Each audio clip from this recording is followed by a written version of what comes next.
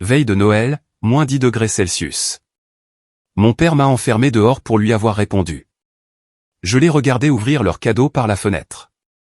Puis, ma grand-mère milliardaire est arrivée en limousine, m'a vu grelotter et a prononcé un seul mot, démolissez.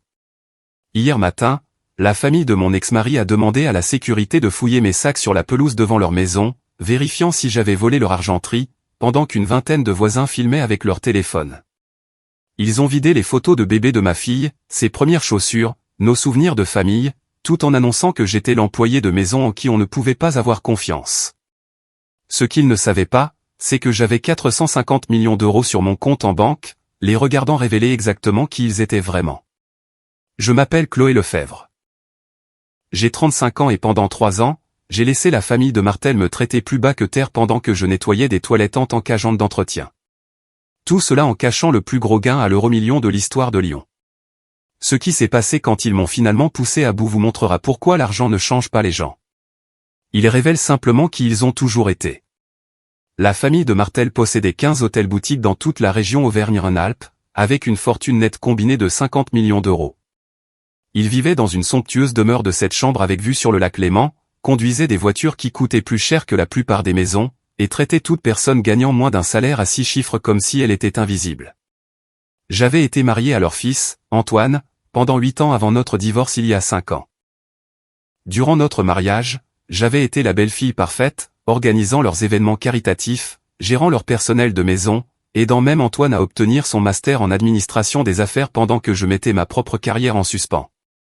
Mais après le divorce, quand j'ai accepté un poste d'agente d'entretien à la Tour de Cristal pour subvenir à mes besoins et à ceux de Léa, je suis passé du statut de membre de la famille à celui de honte familiale du jour au lendemain. La Tour de Cristal s'élevait sur 45 étages dans le quartier financier du centre de Lyon. Chaque nuit, de 18h à 2h du matin, je nettoyais les étages de la direction. Les mêmes étages où les millionnaires et milliardaires de Lyon concluaient des affaires qui façonnaient la ville. Mon salaire mensuel de 2800 € couvrait à peine notre loyer et les dépenses de Léa. Mais je me présentais à chaque service, poussant mon chariot dans ces couloirs de marbre, et j'écoutais la famille de Martel raconter à qui voulait bien l'entendre à quel point j'étais tombé bas. Ce qu'ils ignoraient, c'est que j'avais un MBA de HEC Lyon, le même diplôme qu'Antoine, à la différence que j'avais obtenu la mention très bien avec les félicitations du jury, alors qu'il avait à peine décroché le sien avec une moyenne de 11 sur 20. J'avais caché mon éducation car je savais que dès qu'il le découvrirait, il trouverait de nouvelles façons de m'humilier. Toutes ces études, dirait Henri, et tu finis par passer la serpillière. Mais j'avais mes raisons de garder le silence, de très bonnes raisons. Le premier signe du peu d'estime qu'ils avaient pour moi est apparu lors de la réunion parents-professeurs de Léa à l'Institut Saint-Exupéry en septembre dernier. L'école privée facturait 45 000 € par an de frais de scolarité. De l'argent qui provenait du fonds d'éducation de Léa, pas des de Martel, bien qu'il laissait tout le monde croire le contraire. Elisabeth de Martel est arrivée dans sa Mercedes blanche, vêtue d'un tailleur Chanel qui coûtait probablement plus que ce que je gagnais en 2 mois. Quand Madame Perrin, l'institutrice de Léa, a posé des questions sur la situation familiale de Léa, la réponse d'Elisabeth m'a transpercé comme de la glace. « Oh, Chloé est de notre famille dans diverses tâches », a dit Elisabeth d'un geste dédaigneux, sans même me regarder. Elle est avec nous depuis des années à différents postes. Nous veillons à ce que Léa maintienne le contact avec elle. Bien sûr, il est important que les enfants comprennent tous les niveaux de la société. Les autres parents, des dirigeants de la tech, des chirurgiens, des gérants de fonds spéculatifs, ont soudainement trouvé des raisons de s'éloigner de notre petit cercle. Une mère a même déplacé son sac à main de créateur sur son autre bras quand je suis passé, comme si la pauvreté était contagieuse. Léa m'a retrouvé sur le parking après, des larmes coulant sur son visage. Pourquoi mamie a dit que tu étais l'employé de maison? Tu es ma maman. Je l'ai serré contre moi, sentant son petit corps secoué par les sanglots. Chérie, parfois les gens te montrent qui ils sont vraiment quand ils pensent que personne d'important ne les regarde.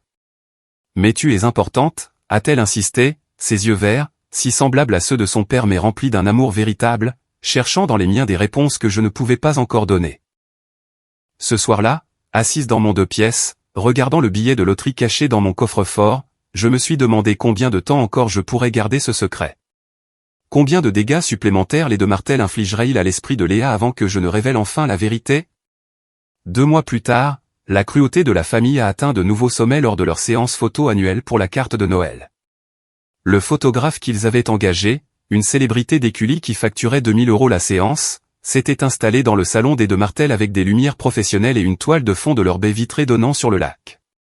Très bien, rassemblons la famille, a annoncé le photographe, plaçant Henri et Elisabeth au centre avec Antoine à leur côté. Jeune fille, venez vous tenir près de votre père. Léa a attrapé ma main. Viens, maman. Le photographe avait l'air confus, son regard allant de ma simple robe noire aux De Martel dans leur tenue de créateur coordonnée. Henri s'est raclé la gorge. Pourrions-nous avoir juste les De Martel maintenant pour la carte officielle? Le silence qui a suivi pesait comme un poids physique. Antoine fixait ses chaussures. Elisabeth ajustait son collier de perles. La main de Léa s'est resserrée dans la mienne. Je ne prendrai pas de photos sans maman, a dit Léa, sa voix de 12 ans stable malgré les larmes qui menaçaient de couler. Léa, ma chérie, a roucoulé Elisabeth. Nous en avons besoin d'une pour les associés. Tu comprends? Non, je ne comprends pas, la voix de Léa s'est brisée. C'est ma mère. Le visage d'Henri s'est assombri. Nous prendrons les deux versions maintenant. Arrête de faire une scène. Alors ils l'ont fait. Une version avec moi, debout maladroitement sur le côté, ressemblant à l'employé de maison qui s'était accidentellement égaré dans le cadre. Une autre avec seulement les vrais De Martel, ceux qui comptaient. Plus tard, j'ai trouvé Léa dans sa chambre, dans mon appartement, en train de découper soigneusement la photo des De Martel avec des ciseaux. J'ai gardé celle avec toi, a-t-elle dit, me montrant la version qu'elle avait cachée dans son sac à dos. C'est ça, ma vraie famille. Si seulement elle savait à quel point cette vérité allait bientôt exploser au grand jour. Il y a 3 ans, le 7 mars 2021, je m'étais arrêté à la supérette de la rue de la République après mon service. Le jackpot de l'euro-million avait atteint 750 millions d'euros et quelque chose m'a poussé à acheter un billet. Peut-être l'épuisement, peut-être le désespoir, ou peut-être le destin. J'ai choisi les numéros avec soin, 07 pour le mois de naissance de Léa, 14 pour le jour, 21 pour l'année où elle est entrée dans ma vie, 35 pour mon âge, 42 pour l'appartement 42 où nous vivions, et l'étoile 11, le numéro préféré de Léa. 2 jours plus tard, seul dans mon appartement à 3 heures du matin, j'ai vérifié les numéros sur mon téléphone, puis je les ai vérifiés encore et encore. Mes mains tremblaient si violemment que j'ai fait tomber le téléphone 2 fois. Les numéros correspondaient, tous. Après les impôts, je recevrais 450 millions d'euros. Mon premier réflexe a été d'appeler quelqu'un, n'importe qui. Mais je me suis arrêté. J'ai pensé aux De Martel. Comment ils voudraient soudainement devenir mes meilleurs amis? Comment ils utiliseraient Léa pour se rapprocher de l'argent? Comment chaque relation que j'avais deviendrait empoisonnée par ces 9 chiffres? Alors, j'ai fait un choix différent. J'ai réclamé le gain par le biais d'une fiducie, gardant mon nom à l'abri des registres publics. J'ai engagé maître Catherine Moreau, l'une des meilleures avocates spécialisées en succession de Lyon, et j'ai créé la fondation CL avec un financement initial de 100 millions d'euros. Le reste a été placé dans des investissements conservateurs et des fiducies. La richesse soudaine détruit plus de familles que la pauvreté ne le fera jamais, m'avait averti Catherine lors de notre première rencontre. Êtes-vous sûr de vouloir garder ce secret? J'ai pensé à Léa, à lui enseigner la valeur du travail, à savoir qui nous aimait vraiment. J'en suis sûr, lui ai-je dit. Laissez-les me montrer qui ils sont vraiment d'abord. L'email est arrivé mardi dernier à 23h47, juste au moment où je terminais mon service à la Tour de Cristal. L'expéditeur était Catherine Moreau, et l'objet m'a glacé le sang, irrégularités urgentes dans le fonds en fiducie de Léa Lefebvre. Assise dans le placard à balai, je lisais sur mon téléphone avec des mains tremblantes. Chloé, notre expert comptable judiciaire a découvert de graves divergences dans le fonds en fiducie de Léa, établi par son arrière-grand-mère décédée en 2020. En tant que fiduciaire, Henri de Martel a retiré 3,2 millions d'euros au cours des 24 derniers mois, transférant des fonds au hôtel de Martel sous le couvert d'opportunités d'investissement. Ces transferts semblent violer les lois fiduciaires fédérales. Plus inquiétant, Henri a entamé les démarches pour transférer les 1,8 million restants sur un compte offshore aux îles Caïmans. Le transfert est prévu pour le 18 novembre, dans 72 heures. S'il est effectué, la récupération de ces fonds devient presque impossible. Le détournement de fonds fiduciaires est passible d'une peine fédérale pouvant aller jusqu'à 10 ans. Nous devons agir immédiatement. J'ai lu les documents joints 3 fois, chaque page me mettant plus en colère. Des relevés bancaires montrant des retraits massifs, de faux documents d'investissement, le fonds d'études de Léa, son avenir, sa sécurité, volé par son propre grand-père pour renflouer ses hôtels en difficulté. Mon téléphone a vibré avec un autre message de Catherine. J'ai tout préparé pour une action en justice, mais nous avons besoin de preuves concrètes d'intention. Le gala d'anniversaire dans 3 jours serait le lieu idéal pour une révélation publique. Un maximum de témoins, y compris la juge Patricia Théron, qui sera présente. C'est à vous de décider. J'ai regardé mon reflet dans le miroir du placard à balai. Des yeux fatigués, un uniforme d'agente d'entretien, tout ce que les deux Martel pensaient me rendre sans valeur. Ils n'avaient aucune idée de ce qui les attendait. Léa avait des difficultés depuis des mois, et j'avais regardé, impuissante, le harcèlement s'aggraver. Ses notes étaient passées de A à B. Elle n'invitait plus d'amis à la maison. Elle avait quitté le club de débat qu'elle aimait tant. Maman, la mère de Sophia a dit que tu nettoyais les toilettes, m'a-t-elle dit un soir, jouant avec ses spaghettis dans son assiette. C'est vrai? Je nettoie des immeubles de bureaux, chérie. C'est un travail honnête. Mais tu es intelligente. Tu lis tous ces livres de commerce. Tu m'aides en calcul avancé. Sa voix s'est brisée. Pourquoi les laisses-tu te traiter comme ça alors que tu es plus intelligente que tous? La question est restée en suspens entre nous. Comment pouvais-je expliquer que je les mettais à l'épreuve? Que j'avais besoin de savoir s'ils nous aimeraient sans l'argent. Je veux changer d'école, a poursuivi Léa. Un endroit où personne ne nous connaît. Nous aurons besoin de la signature de ton grand-père, puisqu'il contrôle ton fonds d'éducation, ai-je dit prudemment. Il a déjà dit non. Il a dit que l'Institut Saint-Exupéry, c'est pour maintenir un certain standing et que je devrais être reconnaissante. Elle a levé les yeux vers moi, les larmes aux yeux. Maman, pourquoi est-ce qu'il te déteste autant? Il ne me déteste pas, ma chérie. Il déteste ce que je représente. Que son fils ait choisi quelqu'un en dehors de leur cercle social, que tu existes comme preuve. Parfois, j'aimerais que tu aies un vrai travail, a-t-elle murmuré, avant d'avoir l'air immédiatement bouleversé. Je suis désolé. Je ne voulais pas, je sais, chérie. Je l'ai serré contre moi. Je sais exactement ce que tu voulais dire. Cette nuit-là, après que Léa se soit endormie, j'ai pris ma décision. Elle souffrait à cause de mon test. Les deux Martel avaient échoué de manière spectaculaire, et maintenant ils faisaient du mal à ma fille. Il était temps de mettre fin à cette mascarade. Catherine m'a appelé pendant ma pause déjeuner le lendemain, sa voix tendue par l'urgence. Chloé, j'ai surveillé la situation. Henri vient d'avoir une réunion avec Fujimori Industries pour vendre 30% des hôtels de Martel. L'accord se conclut le 20 novembre. C'est dans 5 jours. Il a besoin de cet argent offshore pour que les comptes paraissent sains pour la vérification préalable. Donc, nous avons encore moins de temps que nous le pensions. Exactement. Si nous n'agissons pas au gala, l'argent de Léa disparaît pour toujours. Mais il y a autre chose. Elle a fait une pause. J'ai demandé à mon enquêteur de se pencher sur les finances d'Henri. Ce n'est pas sa première fois. Il a fait la même chose aux enfants de son frère en 2015. Il a pris leurs fonds fiduciaires, a prétendu de mauvais investissements, la famille n'a jamais porté plainte pour éviter le scandale. Ma prise sur le téléphone s'est resserrée. Combien de preuves avons-nous? Tout. Relevé bancaire, signature falsifiée, faux documents d'investissement. J'ai déjà informé la juge Théron de manière informelle. Elle attendra notre signal au gala. Le docteur Marc Dubois de l'hôpital Femme-Mère-Enfant est prêt à annoncer votre don. Les dossiers de presse sont préparés. Il nous suffit que vous donniez le feu vert. J'ai pensé à Léa pleurant dans sa chambre. À Elisabeth m'appelant l'employé de maison. À Henri jetant mes affaires sur la pelouse. Parfois, la seule façon de protéger son enfant est d'arrêter de protéger ses illusions, ai-je dit, répétant ce que je me disais depuis des jours. Est-ce un oui? C'est un oui. Envoyez-moi tout. Et Catherine, assurez-vous que la brigade financière est prête à intervenir dès que nous rendrons cela public. Déjà arrangé. Chloé, êtes-vous sûre d'être prête pour ça? Une fois que nous commençons, il n'y a pas de retour en arrière. J'ai regardé mon uniforme d'agente d'entretien accroché dans mon casier. Je suis prête depuis 3 ans. Avez-vous déjà eu à choisir entre préserver la paix et protéger votre enfant? La décision que j'ai prise ensuite allait tout changer pour Léa et moi.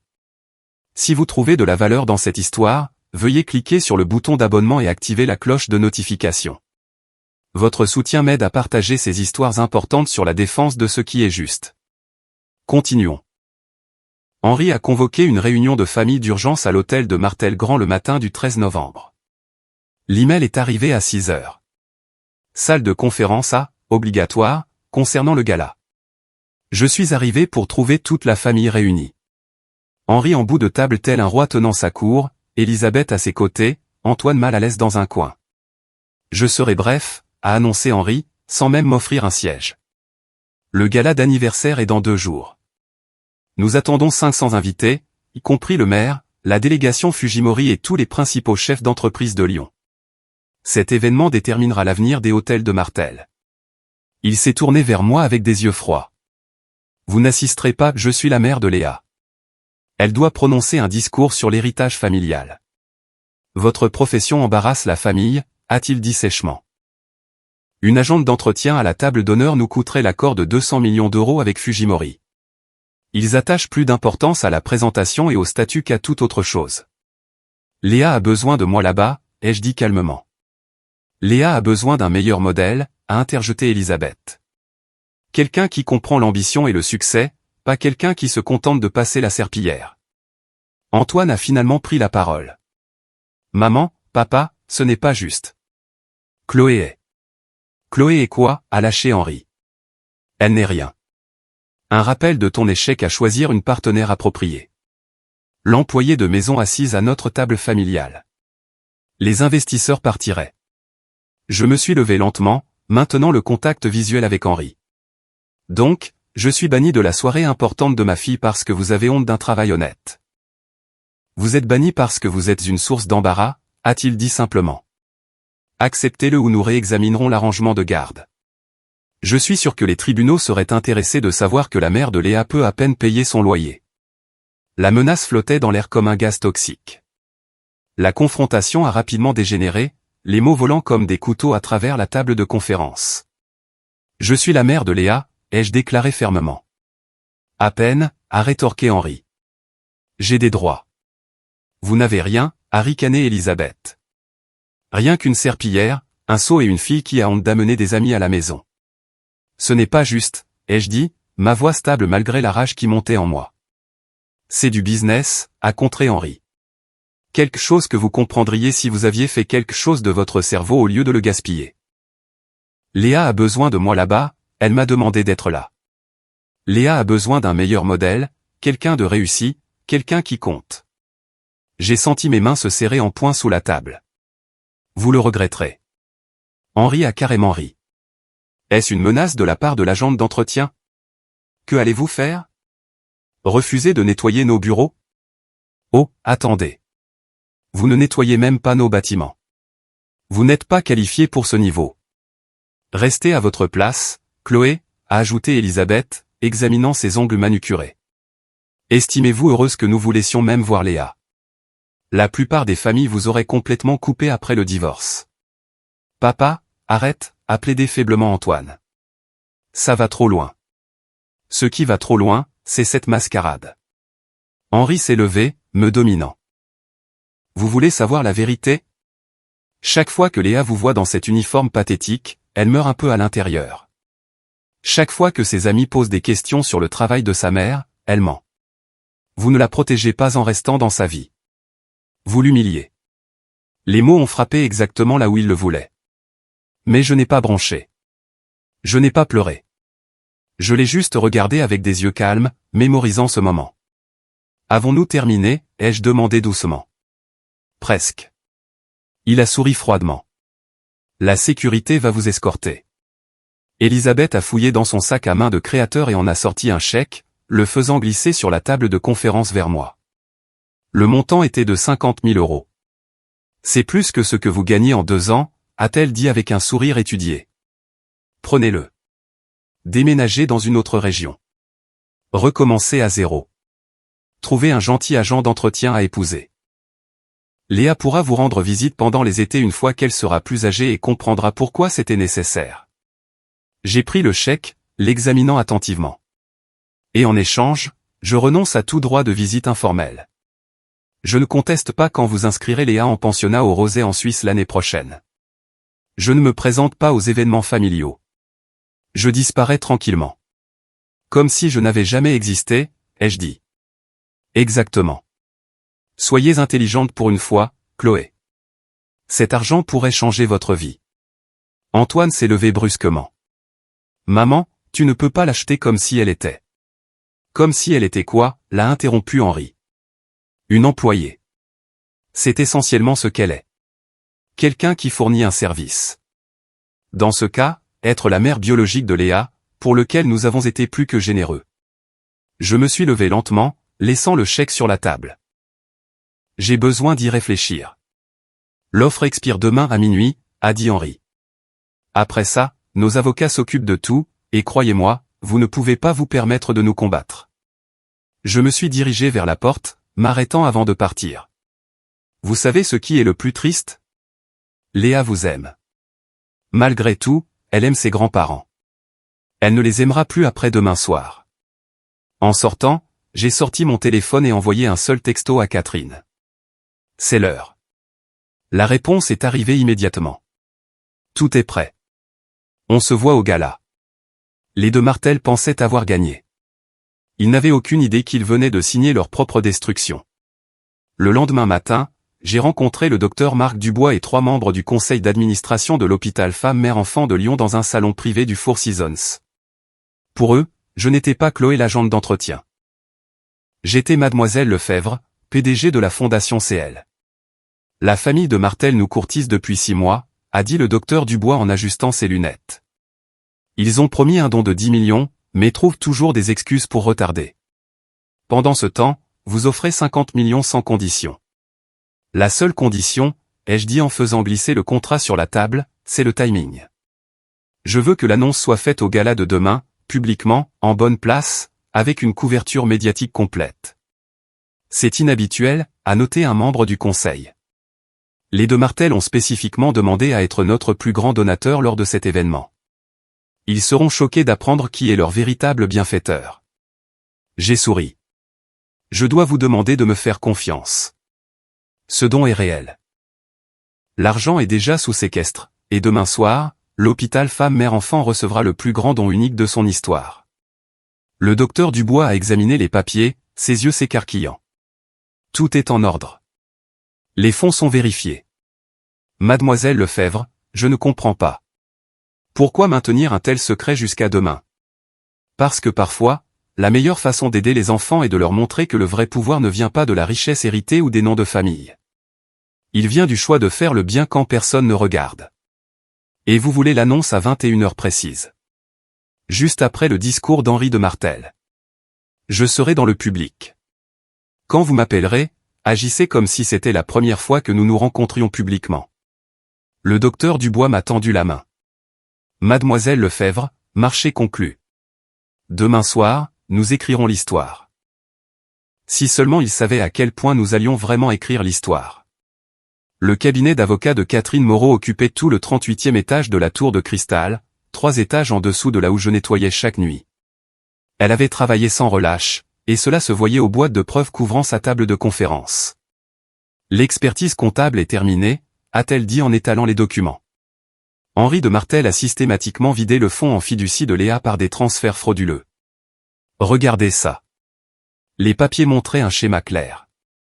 Fausses factures pour des conseils en investissement.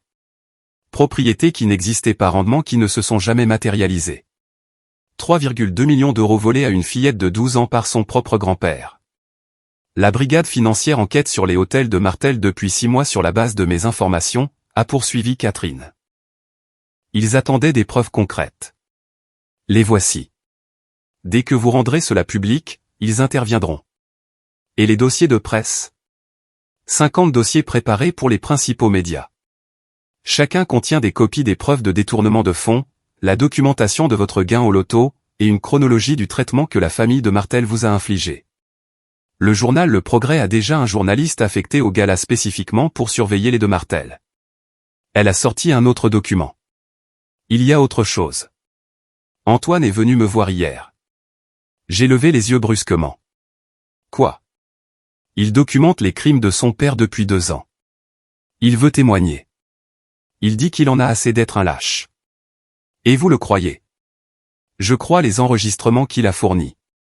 Henri admettant le vol, prévoyant de blâmer de mauvais investissements s'il était découvert. Tout est là. Elle a tapoté une clé USB. Votre ex-mari est peut-être faible, mais il n'est pas mauvais. Il veut faire ce qui est juste pour Léa. J'ai regardé la montagne de preuves. Une fois que nous commençons, il n'y a pas d'arrêt possible. Êtes-vous prête à terminer, Catherine? Je suis prête depuis 3 ans. Léa m'a trouvé dans mon appartement après l'école, son sac à dos jeté négligemment près de la porte. Elle avait l'air plus âgée que ses 12 ans, l'inquiétude gravée sur des traits qui me rappelaient douloureusement les meilleures qualités d'Antoine. « Maman, je dois te demander quelque chose », a-t-elle dit, s'asseyant à côté de moi sur notre canapé usé. « Et j'ai besoin que tu me dises la vérité. »« Toujours, ma chérie. J'ai entendu grand-père au téléphone hier. Il paniquait à propos de quelqu'un nommé CL. Il a dit que CL allait tout gâcher et qu'on ne pouvait pas laisser CL approcher du gala. Puis grand-mère a dit quelque chose à propos de CL ayant plus d'argent que Dieu. Elle a fait une pause, étudiant mon visage. « Maman, est-ce que tu es CL ?» J'ai pris ses mains dans les miennes, sentant leur léger tremblement. « Qu'est-ce qui te fait penser ça ? » Parce que tu es la seule personne qui leur fait peur. Pas papa, pas leurs avocats, pas même le maire, juste toi. Et tu es différente ces derniers temps. Plus calme, comme si tu attendais quelque chose. Tu es très observatrice. Maman, s'il te plaît. Je sais que tu caches quelque chose d'énorme. Je te vois lire ces documents financiers quand tu penses que je dors. J'ai trouvé la carte de visite de Catherine Moreau, l'une des avocates les plus chères de Lyon. Les agentes d'entretien n'ont pas d'avocat comme ça. Sauf si. Sauf si quoi? Sauf si elles ne sont pas vraiment des agentes d'entretien. Ses yeux verts ont scruté les miens. Maman, es-tu riche? C'est pour ça que tu ne t'inquiètes pas de leurs menaces. Je l'ai serré contre moi, l'embrassant sur le dessus de la tête. Chérie, après demain soir, personne ne te manquera plus jamais de respect, ni à moi non plus. Je te le promets. Alors, tu es CL. Demain soir, ma chérie. Tout deviendra clair demain soir. Mais ce soir, j'ai besoin que tu me fasses confiance. Peux-tu le faire? Elle a hoché la tête contre mon épaule. Je t'aime, maman. Agente d'entretien, PDG ou quoi que tu sois. Je t'aime aussi, ma chérie, plus que tout l'argent du monde. La matinée du 15 novembre a commencé avec le dernier acte de cruauté d'Henri. J'étais allé à la demeure des De Martel pour récupérer la robe de Léa pour le gala, espérant entrer et sortir discrètement. Au lieu de cela, j'ai trouvé Henri sur la pelouse, devant un public d'au moins 10 voisins, leur téléphone déjà en train d'enregistrer. Timing parfait, Chloé, a-t-il annoncé bruyamment. Nous sommes juste en train de jeter quelques ordures. Mes effets personnels, des photos de mon mariage, les albums de bébé de Léa, même les décorations de Noël que nous avions collectionnées en famille étaient éparpillées sur la pelouse manucurée. Des gardes de sécurité se tenaient prêts comme si j'étais une menace. Ce sont aussi les affaires de Léa, ai-je dit calmement, m'agenouillant pour ramasser une photo de son premier anniversaire. Les affaires d'une agente d'entretien sur le trottoir, là où elles doivent être, a proclamé Henri à son public. Voilà ce qui arrive quand on ne connaît pas sa place dans la vie. Elisabeth est sortie de la maison, portant ma vieille boîte à bijoux, un cadeau de la grand-mère d'Antoine. Elle l'a ouverte théâtralement, jetant le contenu sur l'herbe. Bijoux fantaisie. Tout à fait approprié. Les voisins chuchotaient entre eux, les téléphones capturant chaque seconde humiliante. Je reconnaissais la plupart d'entre eux des événements scolaires, des galas de charité, du country club qu'Antoine fréquentait toujours. Mais Madame Lambert, la voisine, s'est avancée. Henri, c'est inutile. C'est nécessaire pour maintenir le standing, Patricia. Vous comprendrez quand votre fille ramènera quelqu'un d'inapproprié à la maison. J'ai continué à rassembler les objets en silence. Mes mouvements étaient délibérés et dignes. Chaque photo, chaque souvenir, collecté avec le même soin que j'utilisais pour nettoyer les immeubles de bureaux. Laissez-les enregistrer. Laissez-les regarder. Dans 8 heures, ces mêmes personnes assisteraient à quelque chose de très différent. Sécurité, fouillez ses sacs, a ordonné Elisabeth. Assurez-vous qu'elle n'a rien pris de valeur. Les gardes ont fouillé à contre-cœur les vêtements de bébé et les photos de famille de Léa pendant que 20 personnes regardaient. Les gardes de sécurité ont vidé mes sacs sur l'allée, fouillant dans les premières chaussures de Léa et les albums photos que j'essayais de sauver. Elisabeth se tenait au-dessus d'eux comme une superviseure, pointant des objets du doigt. Vérifiez ce cadre. On dirait de l'argent véritable. Et ce livre, assurez-vous qu'elle n'a rien caché à l'intérieur. Madame de Martel, a dit le chef de la sécurité, mal à l'aise. Il n'y a que des objets personnels ici. Vérifiez tout. On ne peut pas faire confiance à quelqu'un de son milieu. La façon dont elle a dit le milieu a clairement montré qu'elle parlait de plus que mon travail. Une voisine était maintenant en direct, narrant à ses abonnés, drame à la demeure des de Martel.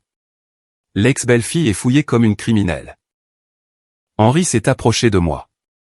Voilà ce que Léa voit. Sa mère à genoux dans notre allée, fouillée pour vol. Comment pensez-vous que cela l'a fait se sentir? J'ai levé les yeux vers la maison et je l'ai vue. Léa, à la fenêtre de sa chambre, des larmes coulant sur son visage, son téléphone pressé contre la vitre, enregistrant tout.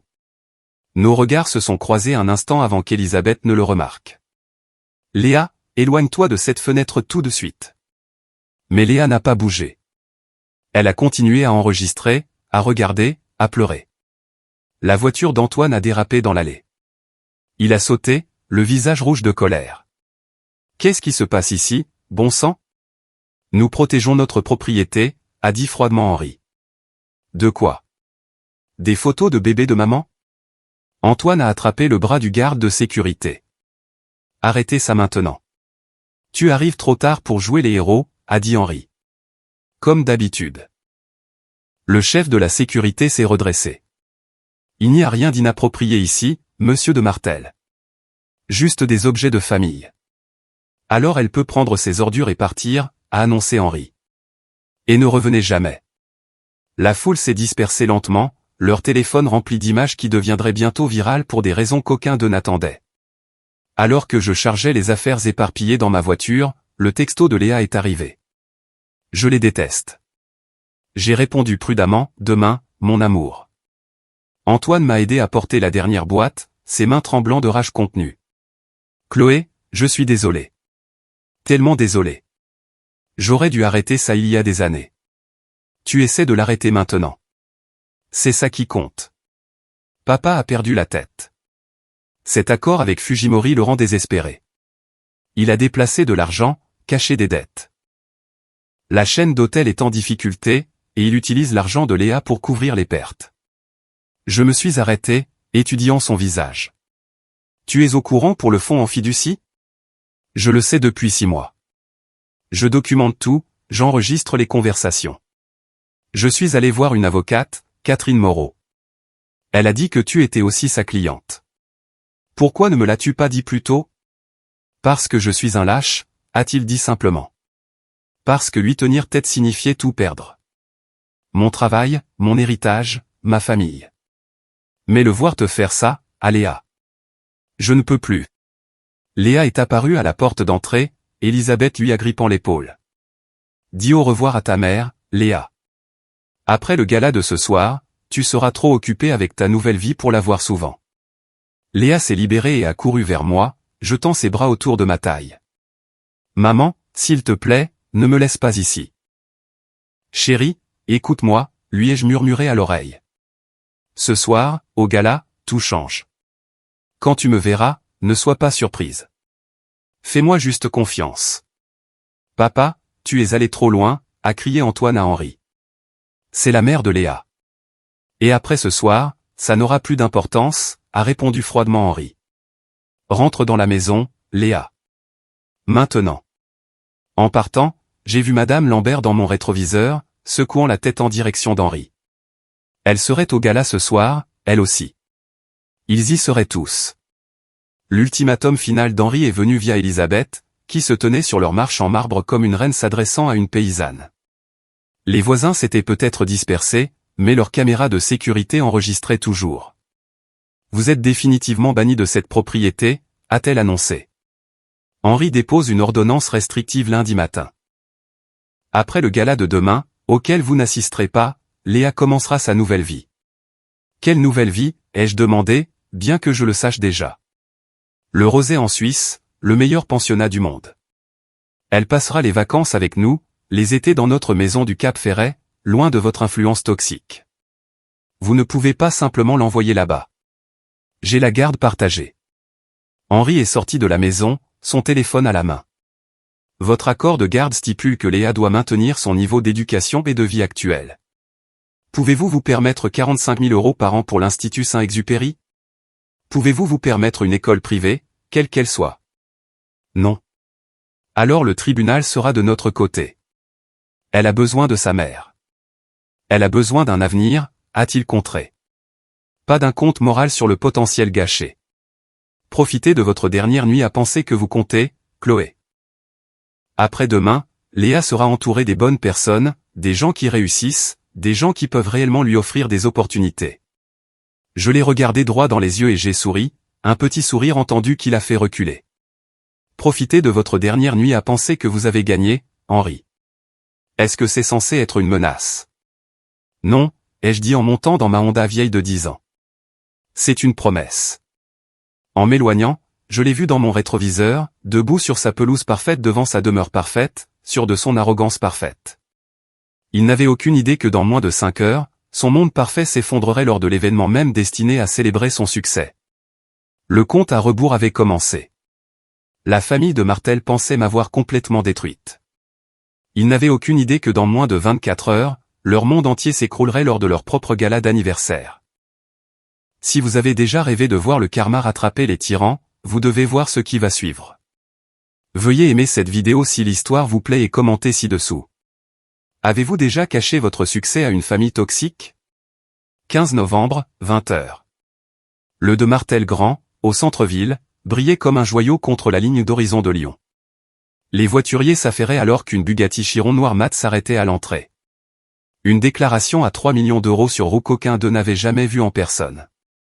Je suis sorti dans une robe Versace à 30 000 €, taillée sur mesure en bleu nuit avec de subtils fils d'or qui captaient la lumière à chaque mouvement.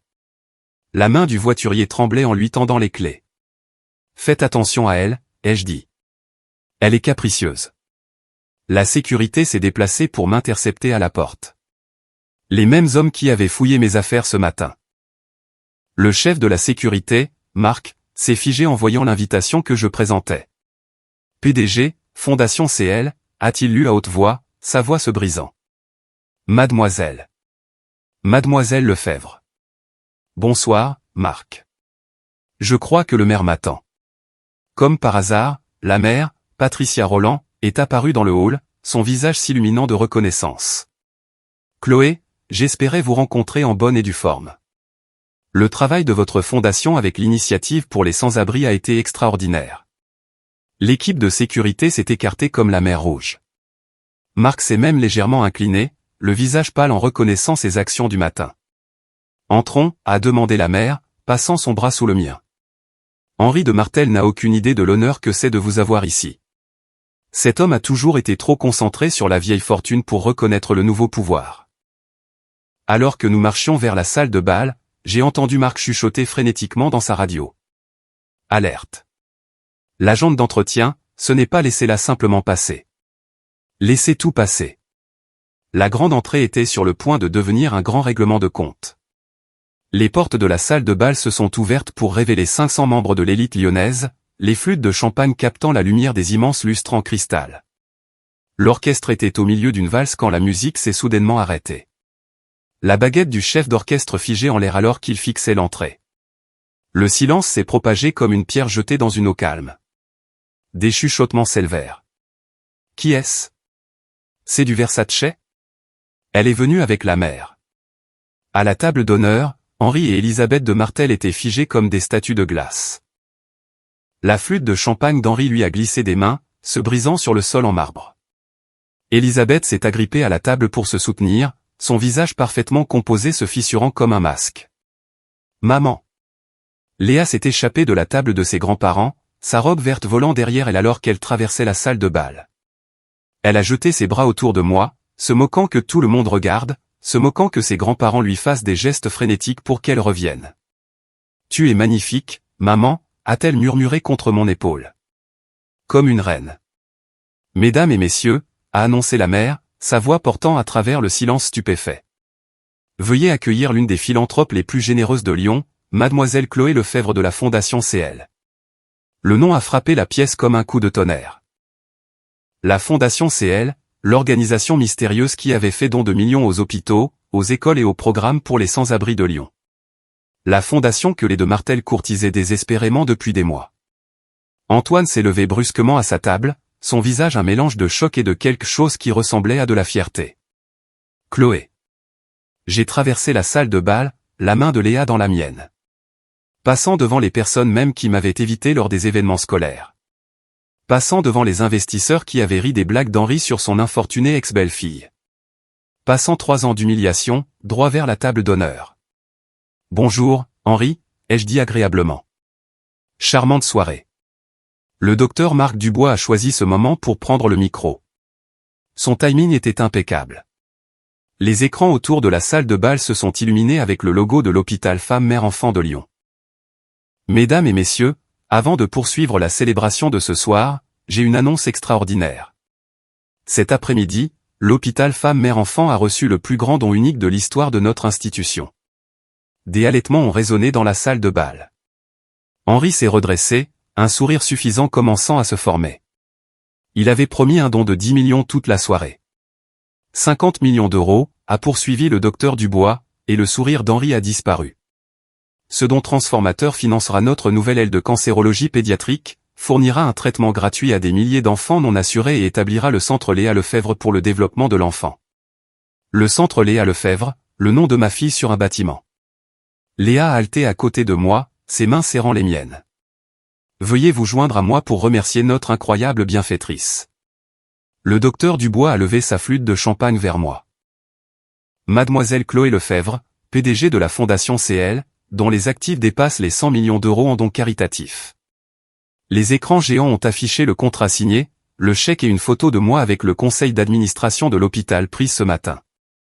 Elisabeth de Martel s'est effondrée sur sa chaise, nécessitant une attention médicale immédiate d'un invité qui se trouvait être médecin. Je me suis dirigé vers la scène, chaque pas mesuré et délibéré. La même femme qu'ils avaient appelée l'employé de maison hier. La même femme qu'ils avaient fouillée pour vol ce matin. La même femme qu'ils avaient bannie de leur vie. Merci, docteur Dubois, ai-je dit dans le micro, ma voix stable et claire. J'ai eu le privilège de travailler comme agente d'entretien à la Tour de Cristal ces 3 dernières années. C'est un travail honnête dont je suis fier. Ce que beaucoup d'entre vous ne savent pas, c'est qu'il y a 3 ans, j'ai gagné à l'euro-million, 450 millions d'euros après impôts.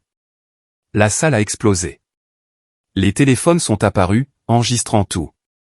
Plusieurs investisseurs à la table de Fujimori textotaient frénétiquement, leurs yeux allant de moi à Henri.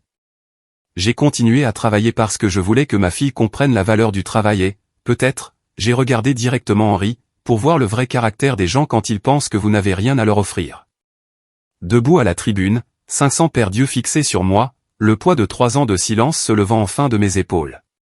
L'argent ne change pas qui vous êtes, ai-je continué, ma voix portant clairement à travers la salle de bal silencieuse. Il révèle qui vous avez toujours été. Pendant 3 ans, j'ai observé comment les gens traitent quelqu'un qu'ils considèrent comme inférieur. On m'a appelé l'employé de maison, on m'a fouillé pour vol d'argenterie, on m'a banni des photos de famille. Sur les écrans, des photos sont apparues. Des images de surveillance de l'humiliation de ce matin. Des captures d'écran de la page Facebook du quartier se moquant de moi. Même la carte de Noël montrant les 2 versions, avec et sans moi. Mais j'ai aussi vu une gentillesse extraordinaire de la part d'endroits inattendus. Mes collègues de la Tour de Cristal qui partageaient leur déjeuner quand ils pensaient que je ne pouvais pas me permettre le mien. Les enseignants de l'Institut Saint-Exupéry qui ont donné des cours particuliers gratuits à Léa, pensant que je ne pouvais pas payer. Les voisins qui m'ont défendu malgré la pression sociale. Madame Lambert, la voisine des de Martel, a levé son verre vers moi, les larmes aux yeux. J'ai créé la Fondation CL pour redonner à cette communauté, pour soutenir ceux qui travaillent dur mais ont du mal à s'en sortir. Chaque euro a servi à aider de vraies personnes avec de vrais besoins, pas à maintenir les apparences ou à acheter un statut social, mais à apporter un changement réel. Henri s'est levé brusquement, le visage violet de rage. C'est ridicule. Vous ne pouvez pas, monsieur de Martel, les jeux interrompus calmement. Je crois que vous essayez de contacter la Fondation CL depuis des mois pour un don. Mon assistante a vos 47 emails, 16 paniers cadeaux et 3 offres pour des postes au conseil d'administration en échange d'un financement. Tous rejetés, bien sûr. Des rires nerveux ont parcouru la foule. Plusieurs membres du conseil d'administration des hôtels de Martel se sont agités, mal à l'aise. Ma fille Léa m'a appris ce qui compte vraiment, ai-je continué, en regardant ma belle-fille. Elle m'aimait quand j'étais marié à son père. Et elle m'aimait tout autant quand je nettoyais des bureaux. C'est ça, la vraie richesse.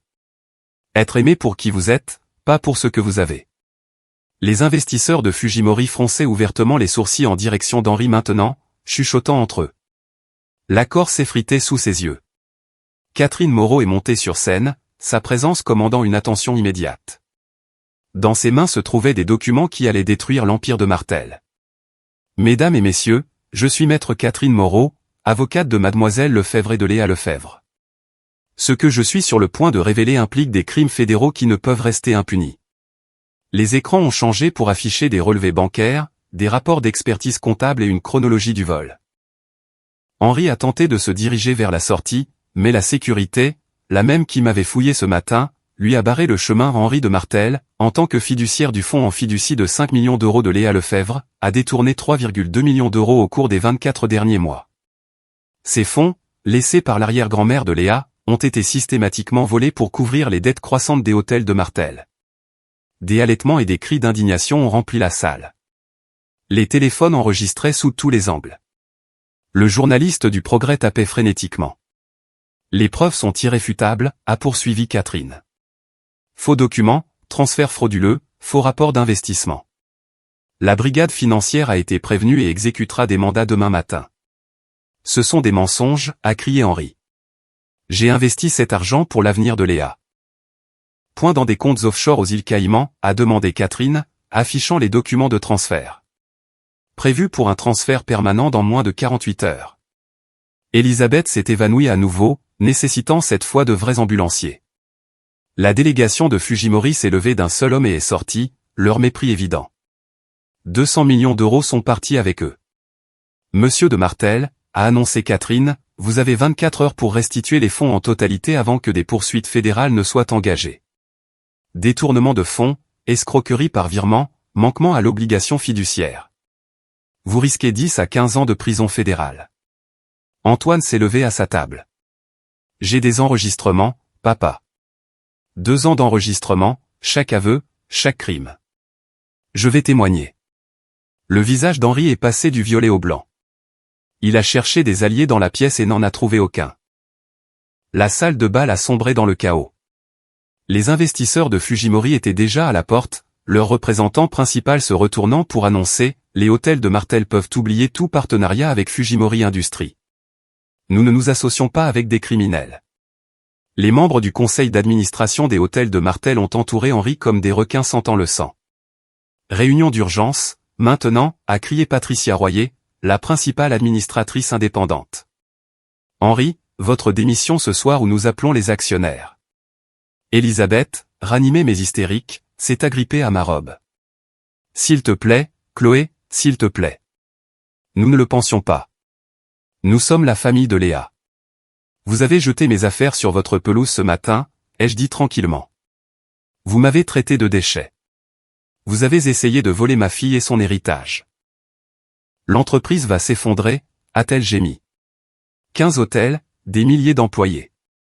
L'entreprise survivra, a dit Antoine en s'avançant. Sous une nouvelle direction, une direction éthique. Il a regardé son père. J'ai déjà parlé au conseil. Ils sont prêts à me nommer PDG par intérim, à condition d'une coopération totale avec les autorités et d'une restitution immédiate du fonds de Léa. Toi, a grogné Henri à son fils. Espèce de lâche pathétique. C'est moi qui ai documenté tes crimes, a dit fermement Antoine. C'est moi qui ai les enregistrements. C'est moi qui essaie de sauver ce qui reste de la réputation de notre famille. 3 membres du conseil d'administration ont physiquement maîtrisé Henri alors qu'il se jetait sur Antoine. La sécurité est intervenue. Marc, qui avait fouillé mes sacs ce matin, lisait maintenant à Henri ses droits dans le cadre d'une arrestation citoyenne pour tentative d'agression. C'est de ta faute, m'a crié Henri. C'est toi qui as fait ça. Non, ai-je dit calmement. C'est vous qui avez fait ça, le jour où vous avez décidé de voler une enfant de 12 ans. Je me suis juste assuré que tout le monde le sache. Le photographe du Progrès a capturé le moment parfaitement. Henri de Martel, patriarche d'un empire, escorté hors de son propre gala en disgrâce. Mon équipe juridique a agi avec précision, signifiant des papiers avant même que les invités aient pu réaliser ce dont ils venaient d'être témoins. Les associés de Catherine se sont déployés dans la salle de bal comme dans une danse bien orchestrée. Monsieur de Martel a annoncé Catherine assez fort pour que tout le monde l'entende. Plusieurs actions vous sont signifiées. Requête pour la restitution immédiate des fonds détournés. Motion pour la garde exclusive de Léa Lefebvre à sa mère. Ordonnance restrictive vous interdisant de vous approcher à moins de 150 mètres de mademoiselle Lefebvre ou de Léa. L'huissier de justice qui attendait discrètement dans un coin s'est avancé avec les documents officiels. Ces ordonnances sont effectives immédiatement, signées par la juge Patricia Théron il y a 1 heure. La juge Théron elle-même s'est levée de sa table, sa voix portant une autorité judiciaire même lors d'un événement social. J'ai examiné les preuves cet après-midi. Elles sont accablantes. Monsieur de Martel, je vous suggère de prendre un très bon avocat. De plus, a poursuivi Catherine, les comptes des hôtels de Martel sont gelés en attendant l'enquête. La seule façon de les débloquer est la restitution immédiate des fonds volés. L'avocat d'Henri, qui profitait du champagne gratuit, est devenu blême. Henri, ils ne peuvent pas, ils peuvent et ils l'ont fait, l'a coupé Catherine. Juridiction fédérale, escroquerie par virement inter-État. La brigade financière sera à vos bureaux à 9 h demain. Léa se tenait à mes côtés, la tête haute. Papi, mamie, vous m'avez volé. Vous avez essayé de m'envoyer loin. Vous avez fait du mal à ma maman tous les jours pendant 3 ans. Sa jeune voix portait une force surprenante. Je choisis de vivre avec ma mère pour toujours. Elisabeth a tendu des mains tremblantes vers Léa. Ma chérie, nous sommes tes grands-parents. Non, a dit fermement Léa. Les grands-parents ne volent pas les enfants. Les grands-parents n'appellent pas leur belle-fille l'employée de maison. Vous n'êtes plus rien pour moi maintenant. La salle a absorbé ce coup final dans un silence stupéfait. Léa s'est dirigée vers le micro, sa silhouette de 12 ans semblant soudain plus grande, plus forte. La salle s'est tue, tout le monde se penchant pour entendre ce que l'enfant au centre de cette tempête allait dire. Je m'appelle Léa Lefebvre, a-t-elle commencé, sa voix claire et stable. Ma mère est Chloé Lefebvre. Elle nettoie des bureaux à la tour de cristal, et je suis fier d'elle. J'ai senti des larmes piquer mes yeux alors qu'elle continuait. Pendant 3 ans, j'ai regardé mes grands-parents la traiter comme si elle n'était rien. Ils m'ont dit d'avoir honte. Ils m'ont dit qu'elle était un échec. Ils ont essayé de me faire avoir honte de la femme qui travaillait 16 heures par jour pour s'assurer que j'avais tout ce dont j'avais besoin. Elle a regardé directement Henri et Elisabeth. Mais ma maman m'a appris les vraies valeurs. Elle m'a appris que l'argent sans gentillesse ne vaut rien. Que le pouvoir sans compassion est vide. Que la famille, ce n'est pas une question de sang ou de compte en banque. C'est savoir qui est là pour vous, tous les jours. Le public était captivé. Plusieurs personnes pleuraient ouvertement. Je sais maintenant que ma maman avait des millions d'euros. Elle aurait pu quitter son travail, jeter de l'argent sur tous les problèmes, détruire mes grands-parents il y a des années. Au lieu de cela, elle a continué à travailler. Elle a continué à m'éduquer. Elle a continué à m'aimer exactement de la même manière. Léa s'est tournée vers moi, des larmes coulant sur son visage. Maman, tu es la personne la plus riche ici. Pas en argent, mais en caractère.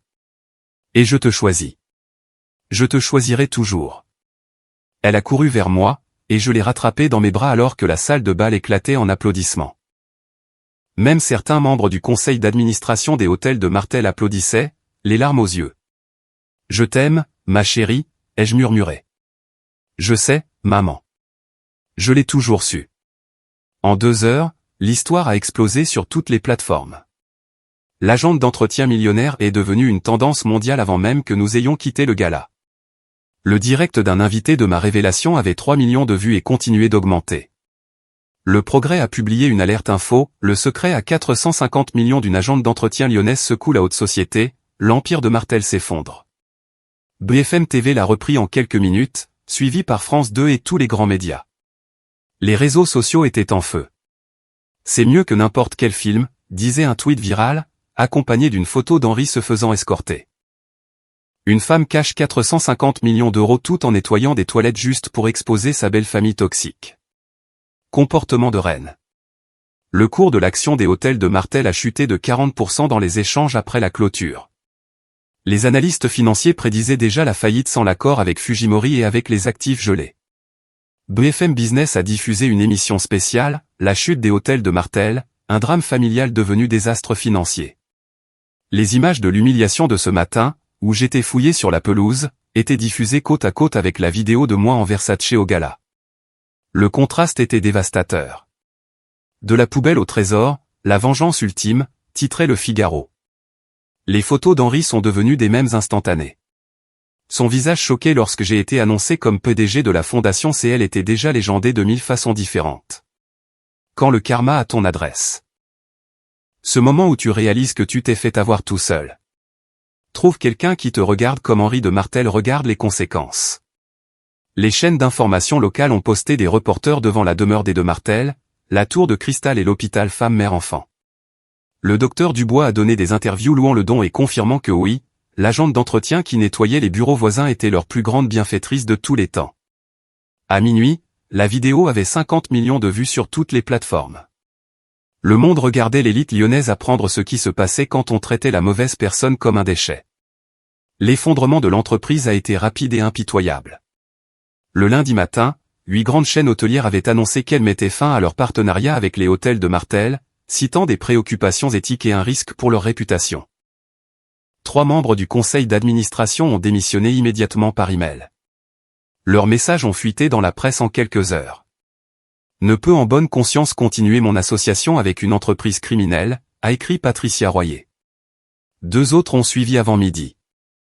L'exode du personnel a commencé avec le directeur financier des hôtels de Martel, qui est parti dimanche matin avec 2 cartons et une lettre de démission qui disait simplement « Je refuse de truquer les comptes pour des escrocs ». Mardi, 17 employés clés avaient démissionné, beaucoup citant le traitement des travailleurs par Henri et la culture toxique qu'il avait créée. Elisabeth a été démise de tous les conseils d'administration de charité où elle siégeait. Le musée des Beaux-Arts de Lyon, la Fondation des enfants et l'orchestre ont tous publié des déclarations identiques, nous ne pouvons nous associer à des individus qui volent des enfants. Le Country Club a révoqué les 2 adhésions des de Martel, affichant la décision sur leur tableau d'affichage pour que tous les membres la voient. D'anciens employés ont raconté leurs propres histoires d'horreur. Un superviseur qu'Henri avait licencié pour avoir refusé de falsifier des dossiers. Un agent d'entretien qu'Elisabeth avait accusé de vol pour éviter de payer une prime de Noël. Les histoires dépeignaient un schéma d'abus qui remontait à des décennies. La famille qui traitait les travailleurs comme de la merde est maintenant enterrée dedans, a tweeté un ancien directeur des hôtels de Martel, avec sa propre histoire d'humiliation et de sous-paiement. Même leurs voisins ont pris leur distance. Les mêmes personnes qui avaient assisté à mon humiliation ce matin-là ont maintenant dit aux journalistes qu'ils avaient toujours soupçonné que quelque chose n'allait pas avec les de Martel. Madame Lambert a donné une interview décrivant les événements du matin comme la démonstration la plus dégoûtante de classisme que j'ai jamais vue. Antoine, à son crédit, a tenu une conférence de presse annonçant des réformes massives, des augmentations du salaire minimum, une participation des employés aux bénéfices et une restructuration complète de la culture d'entreprise. La méthode de mon père meurt aujourd'hui, a-t-il déclaré. Les perquisitions de la brigade financière ont commencé à l'aube du 17 novembre. Des agents fédéraux ont envahi les bureaux administratifs des hôtels de Martel, emportant des boîtes de documents tandis que des hélicoptères de presse survolaient la zone. L'arrestation d'Henri a été méthodique et publique. Les agents l'ont fait sortir menotté alors que les caméras tournaient. La marche de la honte était tout ce que les médias espéraient. Henri, toujours dans son smoking froissé de 2 nuits auparavant, trébuchant sur les marches du palais de justice. Son avocat a essayé de le protéger des caméras, mais il n'y avait aucun moyen d'échapper au mur de la presse. Monsieur de Martel, avez-vous volé votre petite fille? Qu'est-ce que ça fait de tout perdre? Humilier votre ex-belle-fille valait-il la prison fédérale? La caution a été fixée à 5 millions d'euros. Ironie cruelle, car c'était exactement ce que le fonds en fiducie complet de Léa aurait dû être. Avec ses actifs gelés, Henri ne pouvait pas payer la caution sans vendre la demeure, ce qu'il a été contraint de faire en 48 heures. L'acheteur était l'une des filiales de ma fondation, qui la convertirait en logement de transition pour les familles sans abri. L'homme qui me traitait de sans valeur vaut maintenant moins que rien, ai-je dit à Catherine quand elle m'a annoncé la nouvelle. Le procureur de la République a annoncé 15 chefs d'accusation, escroquerie par virement, détournement de fonds, blanchiment d'argent, complot, et plus encore. Chacun passible d'une peine de prison importante. Monsieur de Martel risque un minimum de 10 ans, probablement 15 à 20, a-t-il déclaré lors de la conférence de presse. Elisabeth, brisée et humiliée, a été forcée de déménager dans un petit appartement à Saint-Étienne. La femme qui avait passé des décennies à cultiver son image de reine de la société lyonnaise était maintenant radioactive. Aucune œuvre de charité ne prenait ses appels. Aucun club ne l'admettait. Aucun ami ne la reconnaissait. La photo d'identité judiciaire d'Henri est devenue l'image la plus partagée de l'histoire du progrès. Le titre était simplement « La chute ». Le soutien est venu d'endroits inattendus.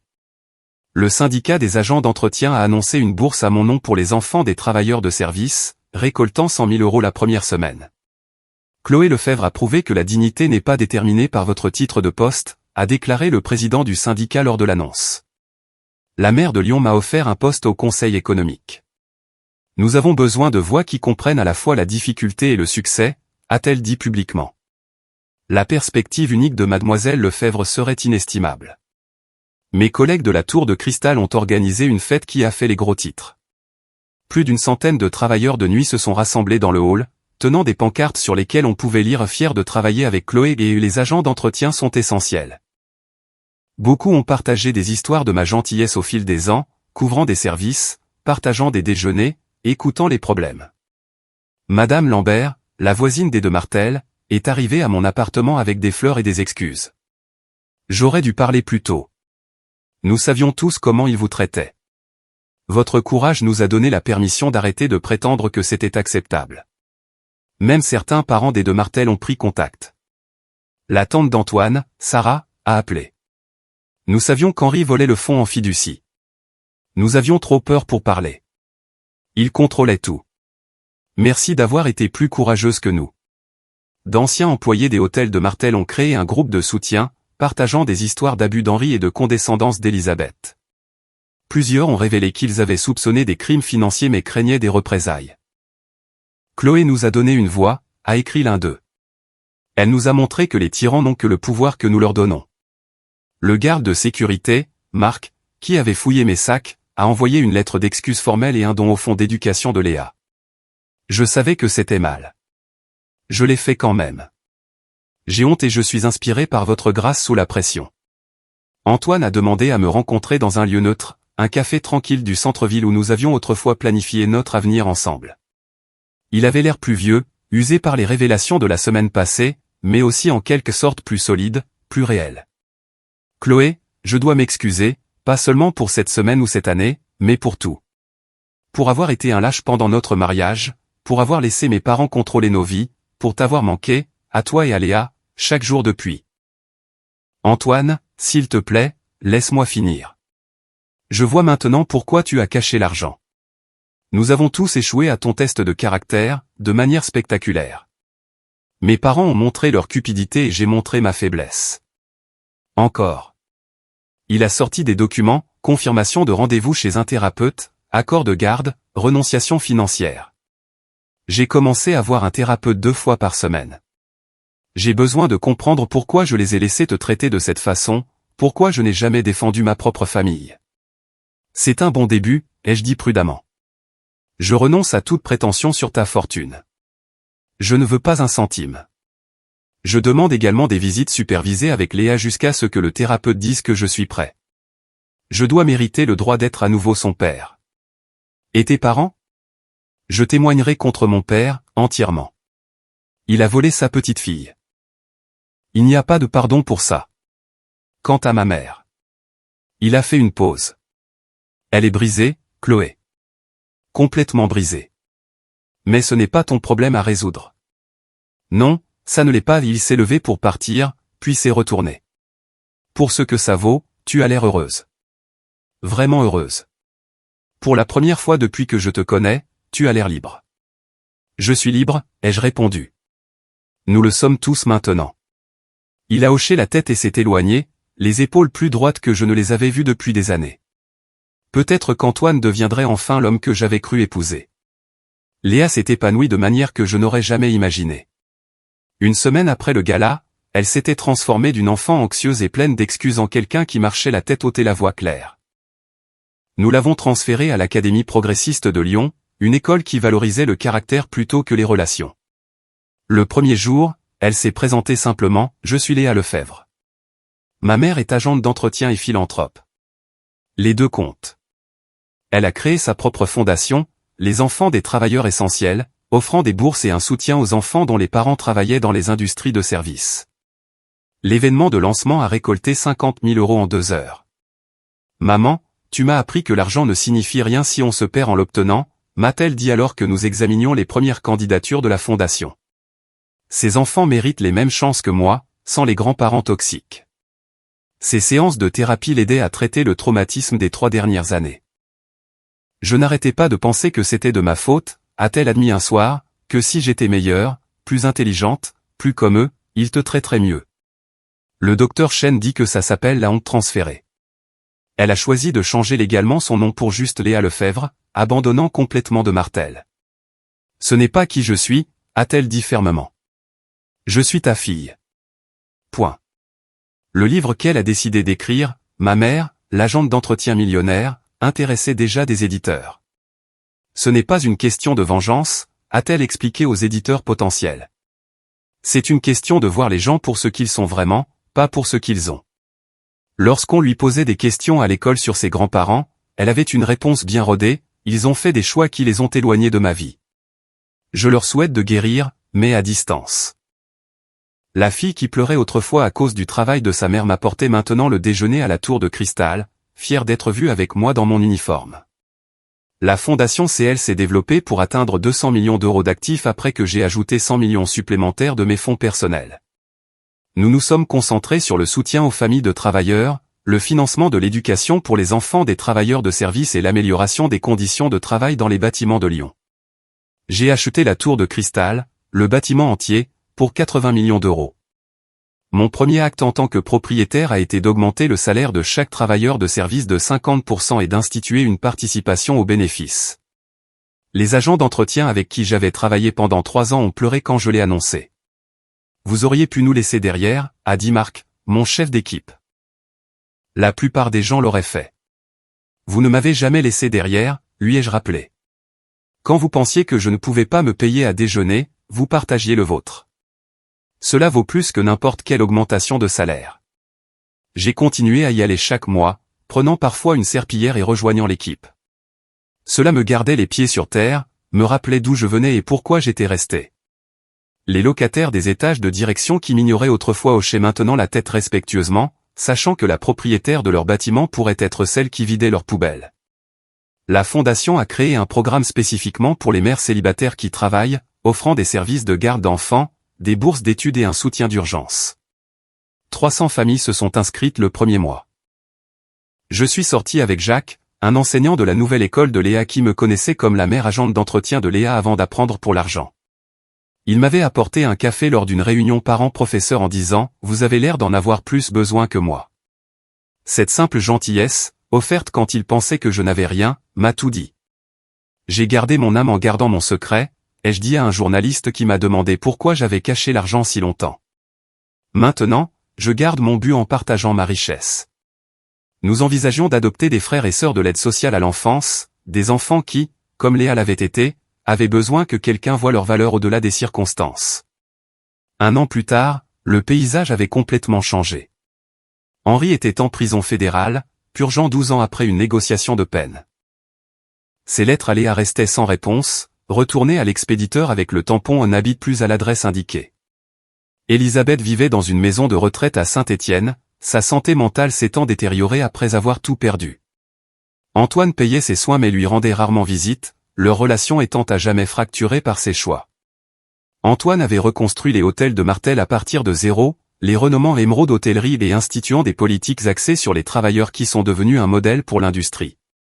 Il voyait Léa 1 fois par mois, des visites supervisées qui guérissaient lentement leur relation. « J'apprends à être le père qu'elle mérite », m'a-t-il dit lors d'un passage de relais. Merci de ne pas avoir renoncé à cette possibilité. Léa et moi vivions dans une modeste maison de 5 chambres sur la colline de Fourvière. Agréable, mais pas ostentatoire. Nous organisions un dîner tous les dimanches pour les amis qui nous avaient soutenus pendant les années sombres. La table était pleine d'agents d'entretien, d'enseignants et de voisins qui avaient fait preuve de gentillesse quand ils pensaient que nous n'avions rien. L'argent amplifie le caractère, ai-je dit à Léa alors que nous préparions un autre dîner du dimanche. Il ne le crée pas, les limites que nous avions établies tenaient bon. Pas de contact avec Henri ou Elisabeth. Aucune obligation de pardonner ou d'oublier. Aucune culpabilité à protéger notre paix. J'ai appris que la vraie richesse est la capacité de s'éloigner de ceux qui ne voient votre valeur qu'en euros, ai-je écrit dans mon journal ce soir-là. C'est savoir que la personne qui passe la serpillière peut valoir plus que la personne qui marche dessus. C'est enseigner à votre enfant que le respect ne se gagne pas avec des comptes en banque, mais par la façon dont vous traitez les gens qui ne peuvent rien faire pour vous. Les deux Martel m'avaient appris cela, mais pas de la manière qu'ils avaient prévu.